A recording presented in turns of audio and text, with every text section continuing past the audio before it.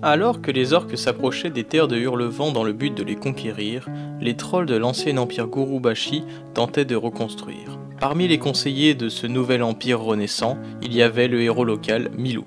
Très vite, le conseiller brilla politiquement. Il s'orienta vers la diplomatie. En effet, les trolls manquaient de bras pour reconstruire l'ancien empire. Alors, ils firent en sorte de recruter un maximum d'alliés, quitte à accueillir des races que certains jugeraient de mineurs ou d'inférieurs, tels que les Murlocs, les Kobolds, les Gnolls. Milouk rencontra également des personnes de factions plus importantes, notamment un guerrier orc du clan Orbite Sanglante, qui se nommait Valturg Persam, et bien d'autres. Malgré sa volonté d'être l'ami de tous ceux qu'il rencontrait, Milouk dut faire face à des exceptions. Ce fut notamment le cas avec un autre conseiller des Gurubashi, Mufkara, dite la sorcière. Même si cette dernière ne partageait guère ses idées, ils agirent de concert un moment. Ce fut notamment le cas contre les humains de la Marche de l'Ouest avec qui ils se disputaient les collines de la Dague.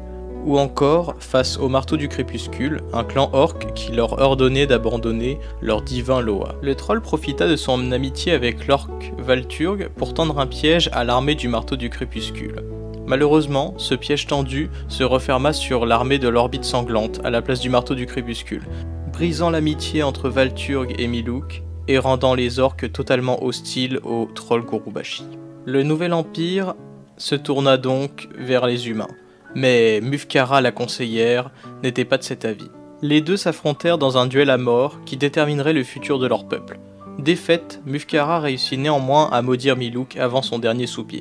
Suite à cela, les trolls s'allièrent aux humains de Hurlevent pour contrecarrer la horde qui les menaçait tous deux. En dépit de tous ces événements, cela n'empêcha pas les orques de dominer sur les humains qui durent fuir.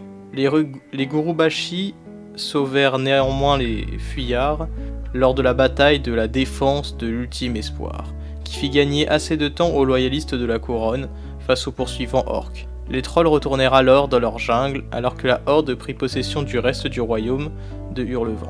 Il fut décidé par la horde de laisser les trolls tranquilles tant qu'ils resteraient cantonnés à leur jungle, et ainsi se termina la première guerre. Au fil des mois, la malédiction de Mufkar affaiblit terriblement Milouk. Assailli de cauchemars et de fatigue, il finit par disparaître. Néanmoins, ses amis les plus proches, qu'ils soient humains, trolls, murlocs ou tout autre, le revirent en rêve. Mais seuls les trolls comprirent ce qu'il était véritablement devenu.